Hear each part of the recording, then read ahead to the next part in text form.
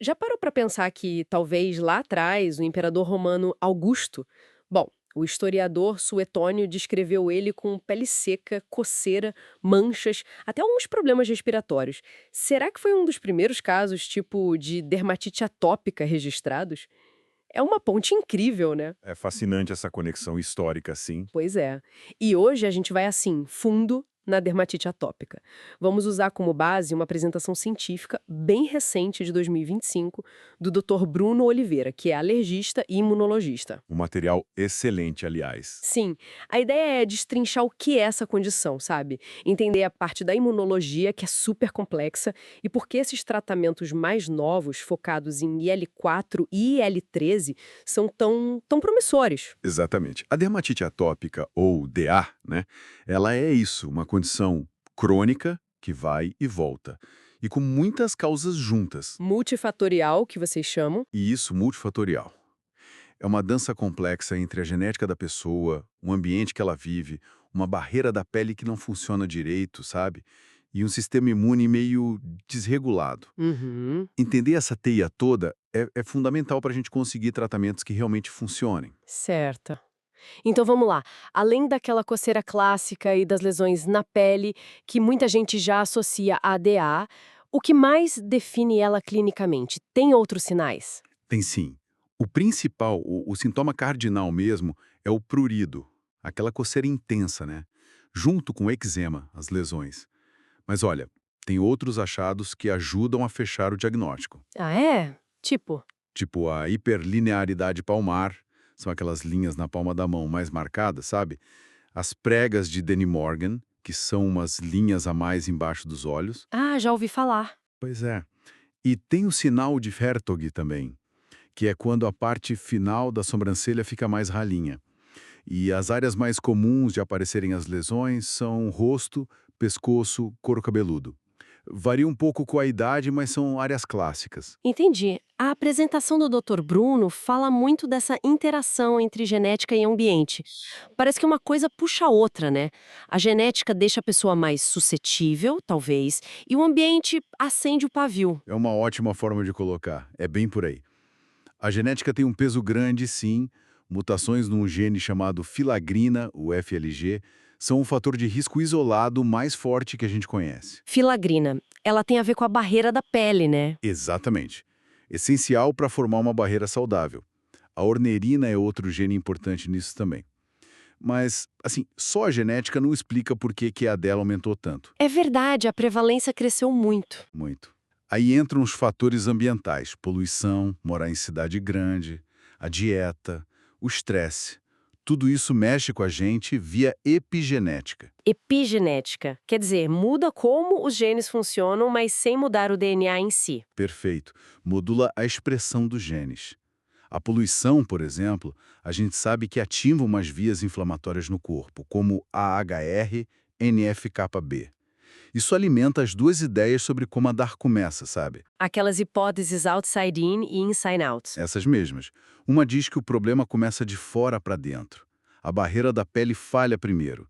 Aí entra o que não devia. Alérgenos, irritantes. Faz sentido. A outra, inside out, foca mais numa desregulação do sistema imune que já existe ali, de dentro para fora. Mas na prática, hoje a gente vê que não é uma coisa ou outra. As duas coisas acontecem, se somam e levam à inflamação. E é aí que a coisa fica mais imunológica, né? A apresentação deu bastante destaque para a resposta TH2 e principalmente para citocinas IL-4 e IL-13. Elas seriam as vilãs principais nesse processo todo. Olha, vilãs é forte, mas elas são protagonistas com certeza. Nadar, a resposta imune pende muito para o lado TH2. A pele que está lesionada, inflamada, ela libera umas substâncias de alerta, as alarminas. Alarminas. Uhum, tipo TSLP, IL-33. Isso, essas mesmas.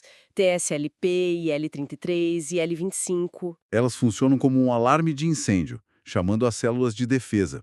Primeiro, as da imunidade inata, tipo as ILC2. Que são uma resposta rápida, né? Isso, uma linha de frente. E depois ativam as células TH2, que são da imunidade adaptativa, mais específicas e que orquestram uma resposta mais duradoura. E quem produz muito IL-4 e IL-13. Justamente as TH2 e as ILC2. Ah, tá. E o que essas duas, a IL-4 e a IL-13, fazem de tão ruim na pele atópica? Elas causam um monte de problema ali. Primeiro, estimulam a produção de IG, aquele anticorpo ligado às alergias. Segundo, elas mesmas contribuem para a coceira, a IL-13 junto com outra citocina, a IL-31. Mexe direto nos nervos da pele. Nossa! E tem mais. Elas atrapalham a própria barreira da pele, porque inibem a produção de proteínas importantes, como a filagrina que a gente falou. Então elas pioram o problema original da barreira. Exato. E para completar, elas diminuem as defesas naturais da pele contra micróbios. Isso abre a porta para bactérias, tipo o Staphylococcus aureus, que adora colonizar a pele atópica. E essa bactéria piora tudo de novo, né? Piora. Ela mesma causa mais inflamação, mais coceira. Entra naquele ciclo vicioso. Coça, lesiona, inflama, coça mais ainda. Entendi o ciclo. Então, os tratamentos mais modernos, como o dupilumab que o Dr. Bruno citou, miram nessas duas citocinas para quebrar esse ciclo. Exatamente. É a chamada medicina de precisão na prática.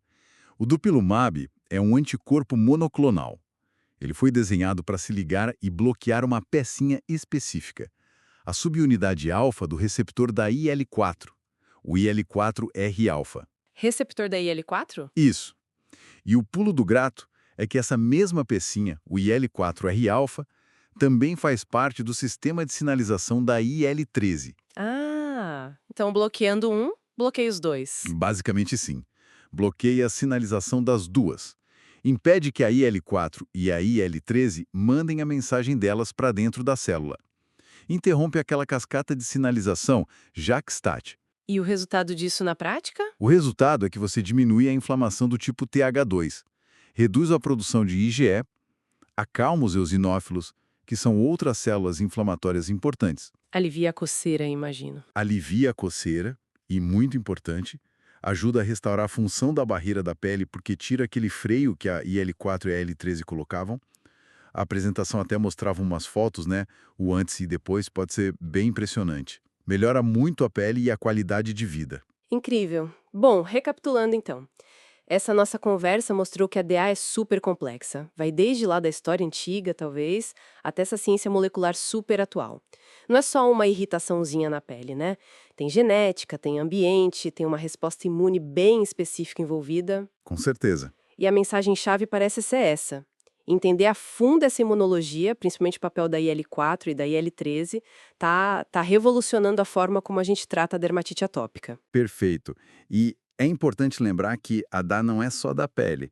Ela pode ter um impacto sistêmico, pode vir junto com outras condições, as comorbidades, né?